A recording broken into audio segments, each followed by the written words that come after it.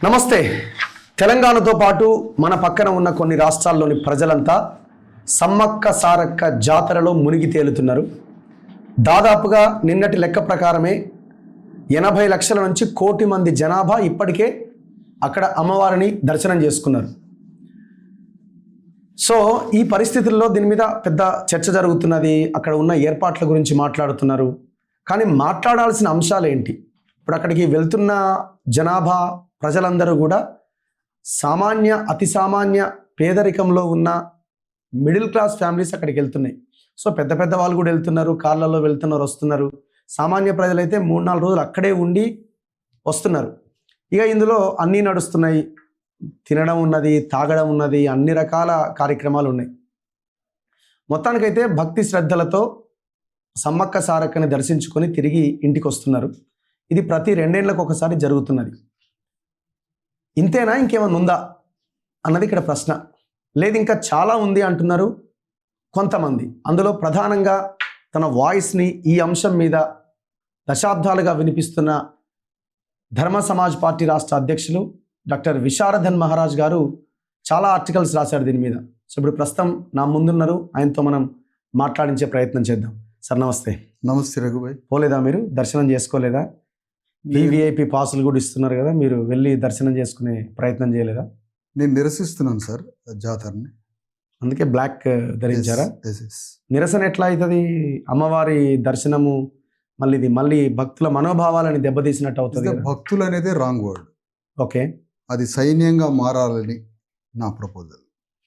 భక్తులు సోల్జర్స్గా మారాలి. భక్తులు ఎట్లయితారు? అది స్పిరిచువల్ ప్రోగ్రామ్గా ఎవరు డిజైన్ చేశారు? అది ఆధ్యాత్మిక కార్యక్రమం ఎట్లయితుంది? అది ఒక చరిత్రలో బలిపీఠం ఎక్కినటువంటి ఒక పెద్ద వీరగాథ. అది అంత పెద్ద వీరగాథలో ప్రతీకారం తీర్చుకోవలసినటువంటి వారసులు భక్తి శ్రద్ధలతో బెల్లాలు సమర్పించడం ఏమిటి, మొక్కులు చెల్లించుకోవడం ఏంటి, యాటలు కోళ్ళు సమర్పించడం ఏంటి, పసుపు కుంకాలు సంబంధించి లేదంటే అక్కడికి వెళ్ళి మాకు బిడ్డలు కనాలి అని మొక్కు అడగడం ఏంటి? ఇదంతా ఒక ఆధ్యాత్మిక కార్యక్రమంగా మలిచిన కుట్ర ఎందుకు జరిగింది అనేది నా ఆలోచన. అక్కడికి వచ్చినటువంటి భక్తులు అని మీరు అంటున్నారు. 1 కోటి మంది సైన్యంగానే మారితే, ఇఫ్ ఒకవేళ అక్కడికి గ్యాదర్ అయినటువంటి 1 crore పీపుల్ సోల్జర్స్గా మారితే 24 hours మన రాజ్యం వస్తుంది తెలంగాణలో. వీళ్ళు సోల్జర్స్గా మారతారని వీళ్ళని భక్తులుగా మార్చారు. రాణి రుద్రమాదేవి దగ్గర జాతర జరిగిందా? ప్రతాపరుద్రుడి దగ్గర జాతర జరిగిందా? కాకతీయుల చరిత్రలో మాట్లాడిన ఎవరి దగ్గరైనా జాతరలు, కోళ్ళు, కుక్కలు, యాటలు, మందు ఇవన్నీ జాతరలో ఊగి శివాలు ఊగి అక్కడ ఎగిరి దూకినటువంటి చరిత్ర ప్రతాపరుద్రుడి దగ్గర కానీ, కాకతీయ తోరణం దగ్గర కానీ, లేదంటే రాణి రుద్రమాదేవి దగ్గర కానీ మీరు ఎప్పుడైనా చూసారా? లేదు. మిస్టర్ రఘు, సమాజంలో 90% బలాఢ్యుల పైన ఒకడు రూల్ చేస్తూ ఉంటాడు. ఈ రూలర్ ప్రజల్లో ఉండే సింహాలను కూడా కట్టడి చేస్తూ ఉంటాడు. మీకు సర్కస్లో పెద్ద పెద్ద బలమైన పులుల్ని, సింహాలని ఎట్లయితే సర్కస్ ఆడించేవాడు కట్టడి చేస్తాడో, మానవ సమాజాన్ని కూడా కట్టడి చేయడం తెలుసు వీళ్ళకి. అట్లా మనుషుల్లో ఉండే తమని దోపిడీ చేసిన వర్గం మీద పగా ప్రతీకారం తీర్చుకోకుండా ఉండడానికి, పగా ప్రతీకారం తీర్చుకుంటే ఒక వర్గం ఆ వర్గాన్ని దోపిడీ చేసిన మరొక వర్గం మీద పగా ప్రతీకారం తీర్చుకుంటే జరిగేదేంటో తెలుసా? రాజ్యం ఉద్భవిస్తుంది. అట్టడుగు వర్గాలైనటువంటి భూమిపుత్రులైన ఈ దేశంలో అణగారిన వర్గాలైన ఆదివాసులు, ఇండిజినస్ పీపుల్, వాళ్ళకు రాజ్యం ఉన్నది.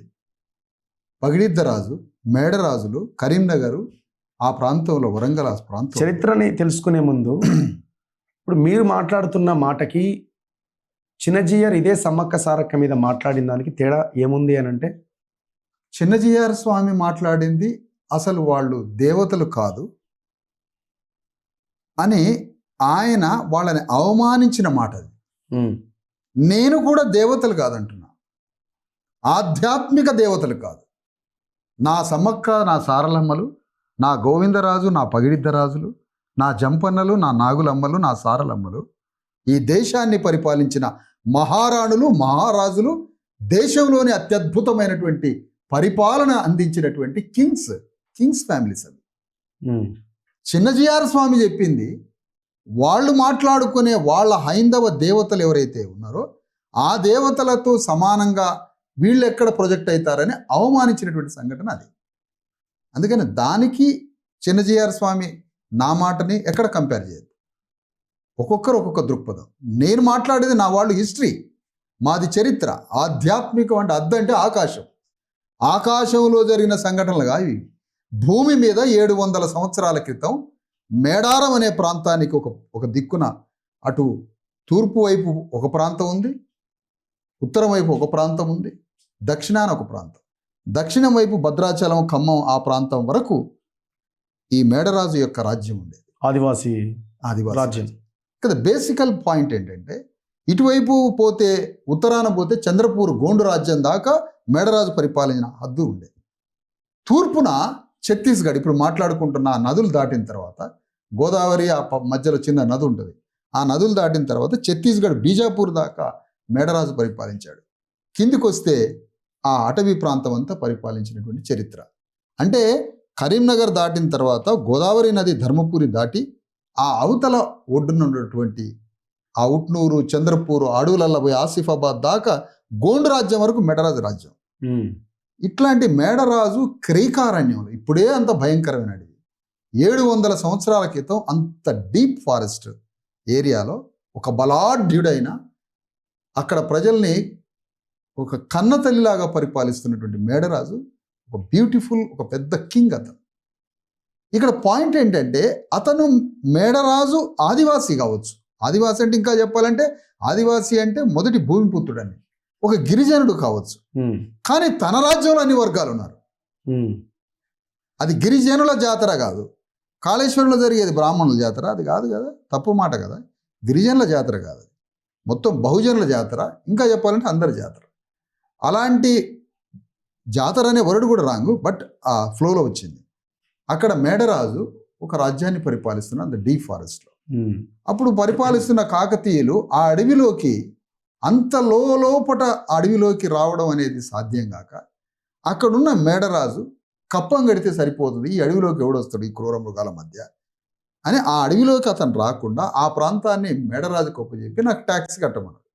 ఎవరు? ప్రతాపరుద్రుడు, కాకతీయ రిప్రజెంటేటివ్. అప్పుడు ఆ ట్యాక్స్ కడితే సరిపోతుంది, కప్పం కడితే మీ రాజ్యాన్ని మీరు పరిపాలించుకోవచ్చు అంటే కొంతకాలం ఏదో కాకతీయ సామ్రాజ్యాన్ని కొంత కట్టడం జరిగింది. ఆ తర్వాత భయంకరమైనటువంటి కరువు కాటకాలు వచ్చిన తర్వాత ఆ కరువు కాటకాల విలయతాండవం చేసి తిండి దొరక్క గిరిజనులు ఆ ప్రాంతంలో ఉన్నటువంటి అందరూ మరణిస్తున్న క్రమంలో కప్పం కట్టలేని దుస్థితిలో ప్రతాపరుద్రుడు కప్పం కట్టాల్సిందే అంటాడు. ఇక్కడ విషయం ఏంటంటే, తన కింద ఎన్నో సామంత రాజ్యాలు ఉన్నాయి. ఏ రాజ్యం మీద ఒత్తిడి చేయని వాడు, ఎవరి మీద కత్తి దులిపించని వాడు, ఒక గిరిజనుడని, అడవి బిడ్డని అవమానకరంగా కప్పం కట్టనందుకు కత్తి లేపాడు. నేను కట్టను అన్నాడు మేడరాజు. మేడరాజుకి పగిడిద్దరాజు మేనల్లుడు. పగిడిద్దరాజు మేడారం కిందికి ప్రాంతాన్ని పరిపాలిస్తున్నాడు. పగిడిద్దరాజుకి మేడరాజు మేనల్లుడు పగిడిద్దరాజు. పగిడిద్దరాజుకి నాగులమ్మ, సారలమ్మ ఆ ఇద్దరు బిడ్డలు. అల్లుడు గోవిందరాజు, కొడుకు జంపన్న. ఈ ఫ్యామిలీ మొత్తం మేము కట్టము. ఏం చేస్తావు? ఇది ఆత్మగౌరవం. మేము కట్టమయ్యా, వాడు వెలమరాజు అయితేంది, కమ్మరాజు అయితేంది, మేము కట్టం. మా రాజ్యం మాది, మేము ₹1 ట్యాక్స్ కట్టాం, మాకు తినటానికి తిండి లేని పరిస్థితి అని చెప్పారు. అప్పుడు అహంకారం కదా వెలమరాజుకి, కమ్మరాజుకి. కమ్మరాజులు కమ్మోళ్ళు క్లెయిమ్ చేసుకున్నారు, వెలమరాజు అని క్లెయిమ్ చేసుకున్నారు. రేవంత్ రెడ్డి కొత్త స్టోరీ బయలుదేరి కాకతీయులు గోనగన్నారెడ్డి కాబట్టి ఇది మాది రెడ్లది అని ఒక కల్చరల్ లెగసీ ఆయనకు కావాలి కాబట్టి ఆయన ఒకటి తయారు చేసుకున్నాడు. ఈ పరిస్థితుల్లో ఆ ట్యాక్స్ కట్టము, మేము కప్పం కట్టము, పన్నులు కట్టమని చెప్పాడు. చెప్పేసరికి యుగంధరుడు సైన్యాన్ని పంపించాడు.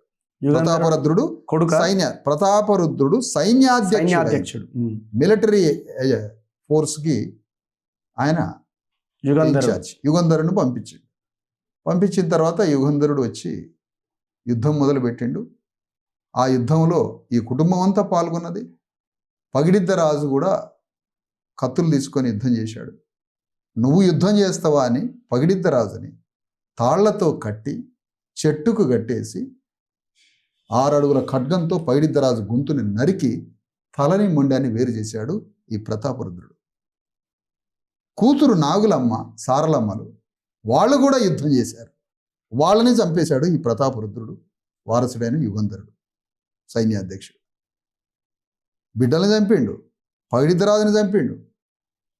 చివరికి యుద్ధం చేసిన జంపన్న కొడుకు మేడరాజును కూడా అయిపోయింది. మేడరాజు అయిపోయింది. కొడుకు జంపన్న ఆయన కూడా యుద్ధం చేసి ఈ మరణాలన్నీ చూసి తను ఆ జంపన్న వాగులను సంపెంగ వాగులు చనిపోయాడు దూకి. కొడుకు చనిపోయాడు, బిడ్డలు చనిపోయాడు. ఈ భయంకరమైనటువంటి యుద్ధ దృశ్యాన్ని చూసి 100 మంది అడవి బిడ్డల సైన్యం, ఇటు ప్రతాపరుద్రుడు బలిసిన 6 అడుగులు 6.5 అడుగులు ఉన్నటువంటి ఈ వెలమాకమ్మ రెడ్డి కుటుంబాలైన శూద్రులు వాళ్ళు క్లెయిమ్ చేసుకున్నది.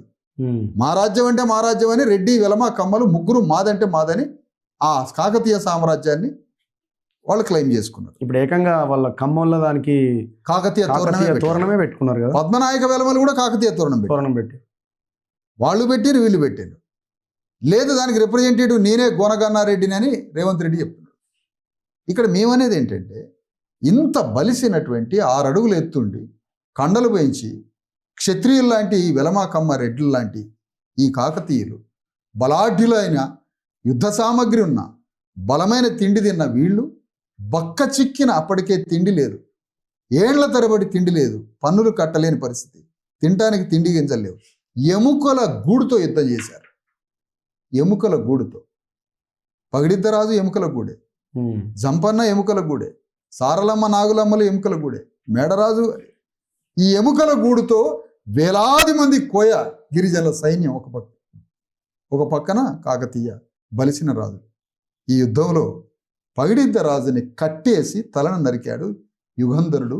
ప్రతాపరుద్రుడి ఆదేశాల మేరకు తల తీసుకుపోయి పక్కన పడేశారు. మొండెం నెత్తురు ఏరులై పారింది. బిడ్డలు నాగులమ్మ సారలమ్మ చనిపోయారు. అల్లుడు గోవిందరాజు చనిపోయాడు. జంపన్న ఇది చూసి తట్టుకోలేక మానసికంగా ఛిద్రమైపోయి ఏట్లు దిగి చనిపోయాడు. ఇంత పెద్ద యుద్ధాన్ని చూసి తట్టుకోలేక పగిడిద్దరాజు భార్య సమ్మక్క ఖడ్గం తీసుకొని బయలుదేరి తనలో ఉన్నటువంటి సమస్త శక్తుల్ని బయటికి తీసి యుద్ధం చేసి కాకతీయ సైన్యం మొత్తాన్ని చెల్లా చెదురుగా నరికి పారేసి వెనక నుంచి వచ్చి ఆమెతో ఎదురుగా యుద్ధం చేయలేక వీళ్ళ బతుకంతా వెనక నుంచి యుద్ధమే కదా. వెనక నుంచి వచ్చి సమ్మక్కని వెన్నుపూసలో కత్తి పెట్టి పొడిచంటారు. ఆ చావు బతుకుల మధ్య సమ్మక్క అడవులలోకి వెళ్ళిపోయింది. అడవులలోకి వెళ్ళిపోయిన ఆమె ఆ అడవులలో ఎక్కడ మరణించిందో తెలియదు, శవం దొరకలేదు. ఆ నెత్తురుతోటి లోపలికి వెళ్ళిపోయింది దుఃఖంతో. ఆ చనిపోయిన తరువాత జరిగింది ఏమిటి అంటే 750 ఏళ్ల క్రితం ఒకవైపున 150 కిలోమీటర్లు పోతే ఛత్తీస్గఢ్, 250 కిలోమీటర్లు పోతే ఒరిస్సా, 400 కిలోమీటర్లు పోతే రాయ్పూర్ వస్తుంది, ఇంకొద్దిగా పైకి పోతే జార్ఖండ్ వస్తుంది. ఇటు పక్కన 150 కిలోమీటర్లకి మహారాష్ట్ర, భద్రాచలం దాటితే ఆంధ్ర. ఇన్ని రాష్ట్రాల్లో ఉన్న ఆదివాసీలు చనిపోయిన తర్వాత ఆ యుద్ధం ముగిసిన తర్వాత ఎక్కడున్నావు సమ్మక్క అని అడివంతా వెతికారామని. అంతా వెతికి సంవత్సరాల తరబడి దుఃఖపడ్డారు. ఆ ప్రాంతంలో పరిశోధించడానికి కూడా మాకు కొంత రీసెర్చ్ మెథడాలజీ ఉంటుంది కాబట్టి కొన్ని టూల్స్ అంశాలు తీసుకొని మేము కూడా పోయినాం ఆ ప్రాంతం అంతా. ఏమన్నా అవశేషాలు. ఇది మౌఖిక గాథ, జానపద జ్ఞానపద కథ. ఇది కథ అంటే చరిత్ర. కానీ మా అణగారిన వర్గాల ప్రజలకి రిటర్న్ రాసిన చరిత్ర లేదు. మాకు తాళపత్రాలు లేవు, కాగితాలు లేవు, శిలాశాసనాలు లేవు, ఏ శాసనము లేదు. మాకు జ్ఞానం లేదు, మాకు చదువు లేదు, చదువు వచ్చిన వాడు మాకు శాసనం చెక్కించలేదు. ఎందుకు? చదువు వచ్చిన వాడు మాకు శాసనం చెక్కించి వెలమరాజో కమ్మరాజు అయిన ప్రతాపరుద్రుడు మా ఆదివాసీ రాజు అయినటువంటి పగిడిద్ద రాజుని, ఆదివాసీ మహారాణి అయినటువంటి సమ్మక్కని చంపారని శిలాశాసనం మీద రాస్తే మాలో పగా ప్రతీకారం బయలుదేరుతుంది కదా. ఇప్పుడు అదే కాకతీయ రాజ్యాన్నే కదా మనం పొగుడుతున్నది. కాకతీయ రాజ్యాన్ని నేను పొగడలేదు, మీరు పొగడొద్దు, ఎవరు పొగడొద్దు. కాకతీయ సామ్రాజ్యం కింద 40,000 చెరువులు ఉంటాయి. ఆ చెరువులు తవ్వింది వెలమలు కాదు, రెడ్లు కాదు, కమ్మలు కాదు. కాకతీయ సామ్రాజ్యం చాతుర్వర్ణ వ్యవస్థ ఆధారపడి పరిపాలించింది. శూద్రులు ఎక్కడ ఉండాలి, అగ్రవర్ణాలు బ్రాహ్మణ క్షత్రియ వైశ్యులు ఎక్కడ ఉండాలి, అతి శూద్రులు ఎక్కడ ఉండాలో వర్ణ సిద్ధాంతమే కదా మతానికి పునాది. వర్ణ సిద్ధాంతమే పునాది. ఆ వర్ణ సిద్ధాంతం పునాదిగా, ఆ వర్ణ సిద్ధాంతం ఆధారంగానే పరిపాలించింది కాకతీయ సామ్రాజ్యం. కాబట్టి ఎక్కడ శాసనం లేదు. కాంచీ దాకా ఎక్కడ తమిళనాడు, నెల్లూరు, ఒంగోలు, గుంటూరు, కృష్ణా జిల్లా, తమిళనాడు వరకు పరిపాలించారు కాకతీయులు.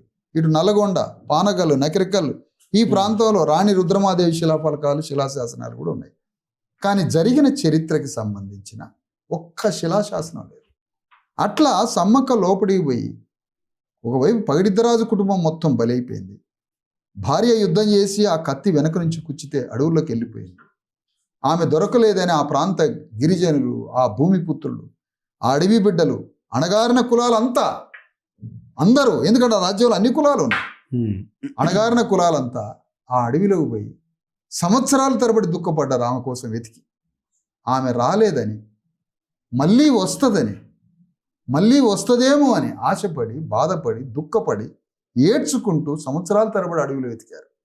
ఎక్కడోళ్ళు అక్కడ మళ్ళీ వాళ్ళు వెళ్ళిపోయి, వాళ్ళు మళ్ళీ ఎప్పుడైతే ఆమె చనిపోయిందో ఆ మాఘశుద్ధ పౌర్ణమి ఏదో అది ఒక సింబాలిక్గా చేసుకొని ప్రతి సంవత్సరమో 2 ఏళ్లకు ఒకసారి ఎడ్ల బండ్లు కట్టుకొని నడిచి 100 కిలోమీటర్లు జార్ఖండ్, మధ్యప్రదేశ్, ఛత్తీస్గఢ్, ఇటుపోతే మహారాష్ట్ర, అనేక రాష్ట్రాలు వెనక రాయచూరు, కర్ణాటక నుంచి ఇన్ని ప్రాంతాల నుంచి వచ్చి 700 ఏళ్ల క్రితం నుంచి ఇప్పటి వరకు సమ్మక్కని వెతుకుతూనే ఉన్నారు. విషయం ఏంటంటే సమ్మక్క రాదు, మానవ దేహం, ఆకాశంలో ఉన్న దేవత కాదు. సమ్మక్క రాదు, ఎప్పటికీ సమ్మక్క రాదు. సారలమ్మరు రాదు, పగిడిద్దరాజు రాడు, మేడరాజు రాడు, గోవిందరాజులు రాడు, జంపన్న రాడు, నాగులమ్మ రాదు, సారలమ్మ రాదు. ఎవరు వస్తారు? సారలమ్మ రాజ్యం తీసుకురావచ్చు, సమ్మక్క రాజ్యం తీసుకురావచ్చు, పగిడిద్దరాజు రాజ్యం తీసుకురావచ్చు. అంతిమంగా ఆ రాజ్యాన్ని పాలించిన మేడరాజ్యాన్ని మళ్ళీ పునర్జీవింపజేసి, ఎప్పుడు అక్కడికి కోళ్ళని, యాటల్ని కోసి 8 PM మందులు బాటిల్ పట్టుకొని అందరు కూర్చొని కోట్ల మంది తాగుతున్నారు కదా. దుఃఖపడాల్సిన సన్నివేశంలో, కళ్ళల నుంచి రక్త కన్నీరు కారాల్సిన సందర్భంలో అక్కడ చనిపోయిన సమ్మక్క గురించి దుఃఖపడి ఆ దుఃఖం నుంచి పగా ప్రతీకారంతో ఒక శబదం పూని, ఒక సంకల్పం పూని మళ్ళీ తిరిగి రాజ్యాన్ని సాధిస్తామని ఒక సంకల్పబద్ధులై రావాల్సినటువంటి క్షేత్రం అది రుధిర క్షేత్రం, అది యుద్ధ క్షేత్రం, అది జాతర కాదు, కోళ్ళు యాటలు కోసుకొని తాగి ఎగిరి శివాలు ఎగిరి ప్రాంతం కాదు, అది యుద్ధ క్షేత్రం. అక్కడ సంకల్పబద్ధులు కావాలి. ఒక్కటే మాట అంటున్నారు గారు, పోయిన 1 కోటి మంది సంకల్పం తీసుకొని మమ్మల్ని చంపింది వెలమరాజులే కదా, మమ్మల్ని చంపింది కమ్మరాజులే కదా, మమ్మల్ని చంపింది రెడ్డి రాజులే కదా అని ఒక్క సంకల్పం తీసుకొని ఆ పగని బ్యాలెట్ బాక్స్ కనెక్ట్ చేస్తే అద్భుతమే కదా, సమ్మక్క రాజ్యం వస్తుంది. విషయం ఏంటో తెలుసా? ఫస్ట్ కాకతీయ సామ్రాజ్యాన్ని క్లెయిమ్ చేసుకున్నవాడు ఎన్టీ రామారావు, చంద్రబాబు నాయుడు. ఇప్పుడు ఏదో అంటారు కదా, ఈ ప్రతాపరుద్రుడు కూడా తర్వాత రియలైజ్ అయ్యిండు, ఆయన ఏదో నేను ఒక మాట జరిగిందని అనుకున్నాడు అని. ఈ ఆర్టికల్స్ లో ఇప్పుడు మీరు ఏదైతే ఏ వర్గాల గురించి అయితే చెప్తున్నారో వాళ్ళందరి వాళ్ళ సమ్మక్క దగ్గరికి, సారక్క దగ్గరికి వెళ్ళి అక్కడ పూజలు చేసి వస్తున్న వాళ్ళు. అయితే ఇక్కడ చంపింది దేవుడు, చంపింది చంపబడ్డోళ్ళు ఇద్దరు చేసుకుంటున్నారు జాతర. యాక్చువల్ ఆ జాతర ఇంతకుముందు ఏ అగ్రవర్ణాలు రాకపోయేది, పొలిటికలైజ్ అయిన తర్వాత అందరూ ఎంటర్ అవుతున్నారు. బేసిక్ పాయింట్ ఏంటంటే అక్కడ జరిగినటువంటి ఆ మేడ రాజ్యంలో సమ్మక్క సారలక్కల యుద్ధక్షేత్రం ఏదైతే ఉందో అది ప్రతాపరుద్రుడు ట్రాన్స్ఫార్మ్ అయ్యి ఆయన బాధపడ్డాడు, వాళ్ళని చంపానని బాధపడ్డాడు. అని ఒక స్టోరీని అల్లారు. ఇది 100% తప్పు. ఎందుకు అంటే ఆ అపప్రతిష్ట తనకి రావద్దని, తన వారసత్వానికి రావద్దని డిమోరలైజ్ అవుతున్నట్టుగా ఆ మాటని సృష్టించి ఆ మాటని ఒక అల్లిక చేశారు. కానీ అది నిజమే అయితే, ప్రతాపరుద్రుడే ఒకలా ట్రాన్స్ఫార్మ్ అయితే కాకతీయ సామ్రాజ్యంలో ఎలాంటి శిల్ప సౌందర్యం ఉంది? ఎన్ని గుడులు గోపురాలు ఉన్నాయి, ఎన్ని శిలాశాసనాలు ఉన్నాయి, ఎన్ని వందల శిల్పకళలు ఉన్నాయి, ఎన్ని వందల శాసనాలు ఉన్నాయి, ఎన్ని వీటిని ఆధారం చేసుకొని ఇంత కాకతీయ సామ్రాజ్య అంత పెద్ద శిల్ప సౌందర్యం, యునెస్కో గుర్తించినటువంటి శిల్ప సౌందర్యం ఉంది కదా. నిజంగానే ప్రతాపరుద్రుడు రియలైజ్ అయితే సమ్మక్క సారలక్క పగిడిద్దరాజుల యొక్క శిల్పాలు ఎందుకు చెక్కలేదు, ఎందుకు శాసనం వేయించలేదు, జరిగిన చరిత్రని ఎందుకు శాసనంగా రాయలేదు, అక్కడ ఈ రోజు వరకు ఆ జరిగిన చరిత్ర మొత్తాన్ని ఒక శిల్పాలుగా శాసనాలుగా ఎందుకు తయారు చేయలేదు, చరిత్రను ఎందుకు రాయలేదంటే ఆ చరిత్ర ఇన్స్పైర్ అయితే మళ్ళీ తిరుగుబాటు వచ్చి ఆ రాజ్యం వస్తుంది. జ్ఞాపకాలను చంపాలి, శరీర బలాన్ని చంపాలి, పగా ప్రతీకారాలని మనుషులను తీసేయాలి. ఇది వీళ్ళ యొక్క పన్నాగు. ఇక్కడ చూడండి, ఇక్కడ నేను ఒకటే మిమ్మల్ని ఒక మాట సూటిగా అడుగుతున్నా. ప్రతాపరుద్రుడు ట్రాన్స్ఫార్మ్ అయితే అక్కడ శిల్పాలు, శాసనాలు, తాళపత్ర గ్రంథాలు ఉండాలి, గుడులు, గోపురాలు అనేకం అక్కడ నిర్మించి నిజంగానే దేవత అంటే ఒక రాణి అనుకున్నాం. ఆ రాణుల యొక్క శిల్పం ఒక్కటి ఎందుకు చెక్కించలే? నిజంగా నువ్వు రియలైజ్ అయినావు కదా, రియలైజ్ అయినా అన్నప్పుడు ఒక్క శాసనం ఎందుకు వేయించలే? అక్కడికి పోతే ఇప్పుడేదో ఉత్తుగా రాళ్ల బొమ్మలకు 4 రాళ్ళు తయారు చేసి రాళ్ళు పెట్టారు. కానీ ఈ గవర్నమెంట్కి, టీఆర్ఎస్ గవర్నమెంట్కి మేము రాసిన ఈ పరిశోధన వ్యాసాన్ని తీసుకుపోయి, కాగితాలది డాక్యుమెంట్ని తీసుకుపోయి 4 సార్లు టీఆర్ఎస్ గవర్నమెంట్లో, మొన్న కూడా వీళ్ళు ఏదో అక్కడ డెవలప్ చేస్తామంటే ఈ పరిశోధనని ఒక బ్లాక్ గ్రానైట్ మీద మొత్తం రాయండి, నేను థీమ్ పార్క్ పెట్టమనట్లే, పెద్ద డిజిటల్ సినిమా తీసి పెట్టమనట్లే, ఏది అంత పెద్ద స్థాయి చేయమనట్లే, కనీసం జరిగినటువంటి మొత్తం ఈ యుద్ధాన్ని, చరిత్రని అక్షరబద్ధం చేసి శిలాఫలకాన్ని చెక్కించి ఆడ పెట్టండి. అక్కడ పెడితే అప్పుడు వచ్చిన వాళ్ళు మొత్తం ఇది చదువుకుంటే మందు మాంసం కాసేపు పక్కన పెట్టి దొంగేవాడు దొరేవాడు తెలుస్తుంది. ప్రతాపరుద్రుడు ఆ పని చేయలే. ఇప్పుడు ప్రతాపరుద్రుడు అనేటువంటి వ్యక్తి మారిండు అనేది పచ్చి అబద్ధం. దానికి సాక్ష్యం అతను ఏ శాసనాలు వేయించలేదు అనేది నిరూపణ. ఒకవేళ నేను ఒక మాట అంటాను, ప్రతాపరుద్రుడు కాకతీయ సామ్రాజ్యం నాది అని ప్రకటించుకున్నారు కమ్మాసు. కమ్మ కులం మాది అని ప్రకటించుకున్నప్పుడు సమ్మక్క సారల యొక్క డైరెక్ట్ వారసురాలు సీతక్క. సీతక్క అనేటువంటి ఇప్పుడున్నటువంటి ఒక ఆదివాసి, డాక్టర్ అంబేద్కర్ రాజ్యాంగం ద్వారా తను కూడా ఎమ్మెల్యే అయి మంత్రి అయింది. ఇప్పుడు ఆదివాసి సీతక్క సమ్మక్క సారలక్కల వారసురాలు బ్లడ్, ఆమె బ్లడ్ సమ్మక్క సారలక్కల పగిడిద్దరాజుల యొక్క బిడ్డే 700 ఏళ్ల క్రితం ఆ వారసత్వంగా సీతక్క పుట్టింది కదా. మరి ఇప్పుడు సీతక్క సమ్మక్క సారలక్కల్ని పగిడిద్దరాజుని చంపినటువంటి కాకతీయుల కమ్మ కులస్తులైనటువంటి తెలుగుదేశం పార్టీలో చేరడం ఏంటి? అంటే వాళ్ళ అమ్మానాన్ని, వాళ్ళ తండ్రిని ఎవరైతే చంపారో ఆ చంపిన కాకతీయ సామ్రాజ్యానికి వారసులైనటువంటి తెలుగుదేశం పార్టీ, ఎన్టీ రామారావు, చంద్రబాబు నాయుడు స్థాపించిన కాకతీయ ప్రతాపరుద్రుడి యొక్క రక్తాన్ని పంచుకొని పుట్టిన చంద్రబాబు నాయుడు పార్టీలో సీతక్క చేరుతుందా? ఇది ధర్మమేనా? స్వధర్మం అంటే ఏంటి? స్వంత ధర్మం ఏంటి? స్వంత ధర్మం ఏమిటి అంటే సీతక్కే తానే ఈ సమ్మక్క సారలక్కల వారసులుగా తెలుగుదేశం పార్టీలో చేరొద్దు, తెలుగుదేశం పార్టీకి పుట్టినటువంటి రేవంత్ రెడ్డి పార్టీలో చేరకుండా తనే ఆ ప్రాంతంలో అక్కడే తెలంగాణ గడ్డని అదే సెంటర్గా చేసుకొని తనే ఒక రాజ్యాన్ని, ఈ మొత్తం వ్యవస్థలో తను రాజ్యాన్ని సృష్టించడం స్వధర్మం అవుతుంది. అక్కడి నుంచి 500 కిలోమీటర్ల పైకి పోతే జార్ఖండ్ ఉన్నది. జార్ఖండ్కి ఎవరు? శిబు సోరెన్ ఏ విధంగా చేసిండు? అడవి బిడ్డలందరినీ ఏకం చేసి అడవి బిడ్డలతో సొంత రాజ్యాన్ని ఏర్పాటు చేసిండు. జార్ఖండ్కి ముఖ్యమంత్రి అయ్యాడు. అంటే ఒక గిరిజనుడు మిగతా భూమిపుత్రులైనటువంటి ఎస్సీ-బీసీలందరినీ కలుపుకొని తనే ఒక రాజ్యాన్ని స్థాపించిండు. శిబు సోరెన్ లాగా సీతక్క కావాలన్నా సీతక్క పోయి కాకతీయుల వారసులైనటువంటి చంద్రబాబు నాయుడు, కాకతీయుల వారసులైనటువంటి రేవంత్ రెడ్డి, ఎవరు వీళ్ళిద్దరు? సమ్మక్క సారక్కని చంపినోటి. చంపిన వాళ్ళ దగ్గర పోయి పార్టీలో చేరితే ఎట్లయింది? ఇప్పుడు ఆ లెగసీ ఆర్ ఆ హిస్టరీ ఇప్పుడున్న జనరేషన్స్ని కూడా దాన్ని ఆలోచించి వంట పట్టించుకొని ఇంకా శత్రువులుగా చూసే పరిస్థితి ఉంటుందా? 100%. ఎందుకు ఉంటుంది అంటే ఇప్పుడు అగ్రవర్ణ వారసత్వం ఉంది, అగ్రవర్ణాలకు కూడా ఒక వారసత్వ చరిత్ర ఉంది. అగ్రవర్ణాల యొక్క వారసత్వ చరిత్రని వాళ్ళు దాన్ని చాలా జాగ్రత్తగా లెగసీని కాపాడుకున్నప్పుడు మరి వాళ్ళు కాపాడుకొని వాళ్ళ రాజ్యాన్ని వాళ్ళు నిర్మాణం చేసుకుంటారు కదా. ఎక్కడైనా మీకు గిరిజన జాతర అని వీళ్ళని గిరిజన జాతర అంటాడంటే ఎవడన్నా అంటే అది వేరే. ఇప్పుడు కుంభమేళాలు జరుగుతాయి, అది బ్రాహ్మణుల మేళాలా, ఇవి అగ్రవర్ణాల మేళాలా కాదు కదా. మరి ఇది గిరిజనుల జాతర ఎట్లయింది? కానే కాదు కదా. అందుకని వాళ్ళు అగ్రవర్ణాలు తమ ధర్మాన్ని తెలుసుకొని తమ లెగసీ ద్వారా తమ రాజ్యానికి వస్తారు. కానీ మాకు లెగసీ తెలవట్లేదు కదా. 1,000,000 మంది అక్కడికి పోయి ఉత్సాహంగా ఆనందంగా డ్యాన్సులు శివాలు ఆనందంగా ఎగిరి దూకి పండగ చేసుకొని కోళ్ళు మేకలు కోసుకొని ఉన్న వారం రోజులు తాగి ఆనందంగా ఎగిరి డ్యాన్సులు వేసి దండం పెట్టుకొని వస్తున్నారు.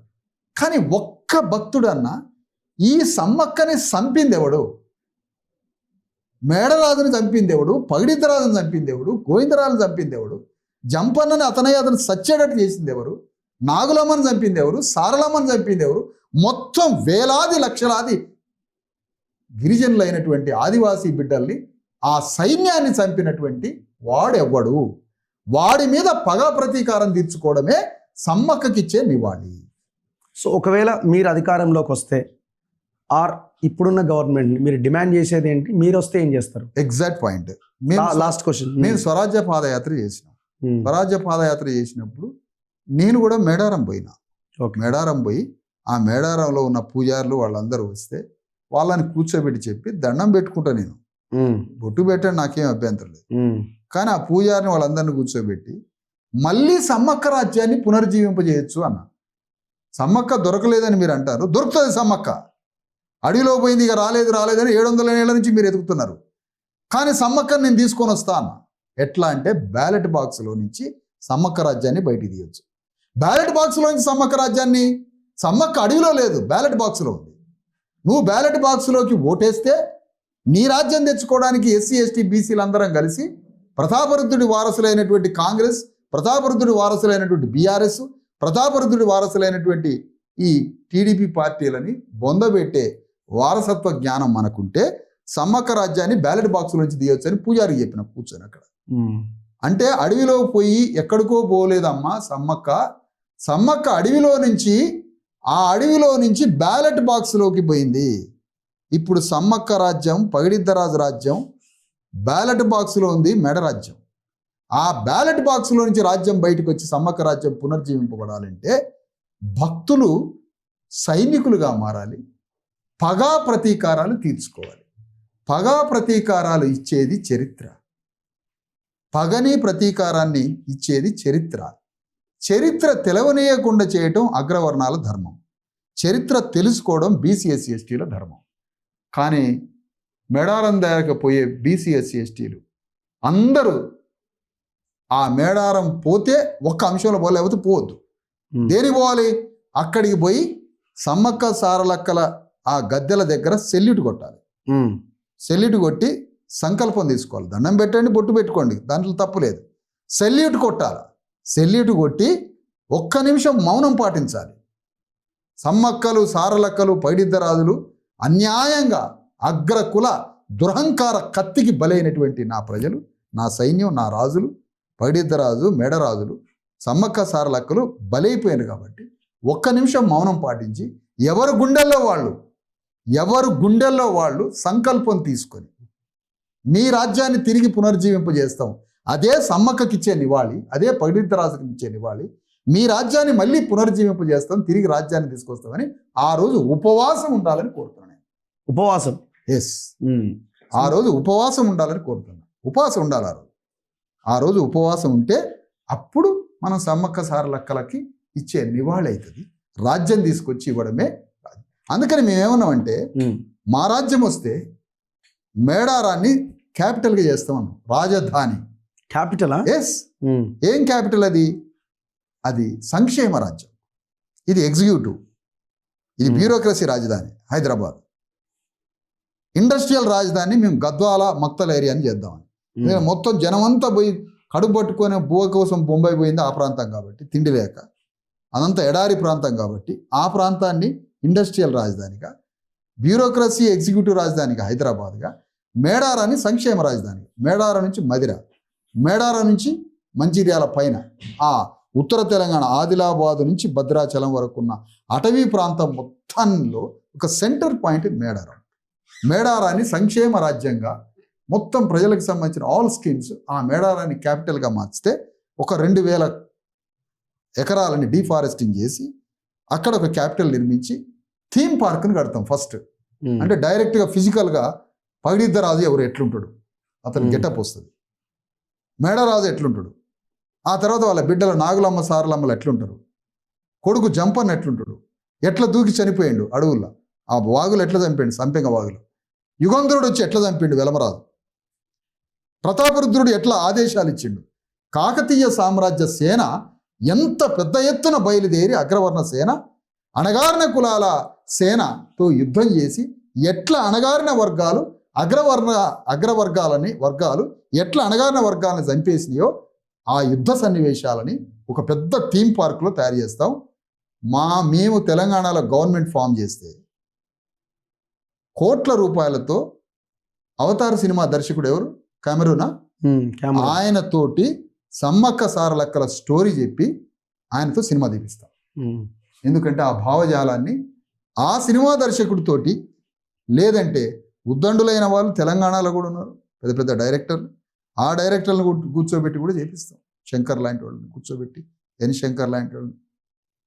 అంత పెద్ద స్టోరీ ఇది ప్రపంచ చరిత్రలో. ఒక దగ్గరికి అంటే దుఃఖపడి ఏడ్చినటువంటి మా అమాయక ప్రజలు సమ్మక్క వస్తుంది. ఆనాటి జ్ఞానం, ఆనాటి అమాయకత్వం, విద్య లేని నిరక్షరాస్యులైన ఎలాంటి సామాజిక జ్ఞానం లేనటువంటి అమాయక ప్రజలు ఏడ్చి దుఃఖపడి క్రమంగా అక్కడనే ఏడ్చుకుంటూ ఓ ముద్ద అన్నం తిని అంత కలుసారల్లాగా అట్లా అనిపోయిన వాళ్ళు చివరికి అది ఒక పెద్ద జాతరై తిరునాళై అది ఒక పెద్ద ఉత్సాహంగా తాగి తిని ఆనందంగా ఎగిరి దూకి వస్తున్న నా ప్రజలు ఎవరైతే ఉన్నారో అమాయక బీసీఎస్సీ ఎస్టీలు, వీళ్ళు సంకల్పం తీసుకోండి, పగా ప్రతీకారాలు తీర్చుకోండి. చంపినటువంటి వెలమ రెడ్డి కమ్మ రాజ్యాల మీద పగా ప్రతీకారం తీర్చుకోవడానికి, తిరిగి సమ్మక్క రాజ్యాన్ని పునర్జీవింపజేయడానికి బ్యాలెట్ బాక్స్లో ఉంది సమ్మక్క రాజ్యం. మనం ఓటేస్తే సమ్మక్క బయటికి వెళ్తుంది. ఇది నా ప్రజలకు ఇచ్చేటువంటి విషయం సార్. ఈ సందర్భంగా వాళ్ళకి మౌనం పాటించాను నేను ఆల్రెడీ. ఓకే, ఈ కార్యక్రమంలో ఒక నిమిషం కూడా మీ దగ్గరకు వచ్చే ముందు మౌనం పాటించడం జరిగింది. ఈరోజు మన భక్తులు సైనికులుగా మారి ఒక సంకల్పబద్ధులై ఈరోజు ఉపవాసం ఉండాలని కోరుతాం. ధన్యవాదాలు. Thank you very much. So ఇది సమ్మక్క సారక్క అసలు చరిత్ర. ఖచ్చితంగా ఆ దిశగా మనం ప్రయాణం చేయాల్సిన అవసరం ఉంది, ఆ దిశగా ఆలోచించాల్సిన అవసరం ఉంది. ఖచ్చితంగా అక్కడికి వెళ్ళి సెల్యూట్ చేయండి, నమస్కరించినా సెల్యూట్ చేసినా రెండు ఒకటే అని నేను అనుకుంటున్నాను, తప్పేం లేదు. సో కాకపోతే మన రాజ్యం రావడానికి మీరు ఒక శబదం లాంటి ప్రయత్నం చేయండి, ఆ విధంగా చేయండి. మీరు ఏ రకంగా భావించినా పర్వాలేదు. సో ఆ దిశగా మీరు అన్నం పెట్టినప్పుడన్నా ఆ నిర్ణయం తీసుకొని ఆ నిర్ణయం తీసుకుంటే భక్తుడే సైనికుడు అవుతాడు ఆటోమేటిక్గా. అంతే. ఆ ఒక్క మాట మనసులో, అమ్మ నాకు సిరి సంపదలు ఇయ్యమ్మా, నాకు బిడ్డలు ఇయ్యమ్మా, పిల్లలు పుట్టలేదు, వీటన్నిటికన్నా ముందు నీ రాజ్యం తీసుకొచ్చి నీ పాదాల దగ్గర పెడతామని ప్రతి భక్తుడు అక్కడ సంకల్పం తీసుకోమని కోరుతుంది sir. Thank you very much. చూస్తూనే ఉండండి మన తొలి వెలుగు.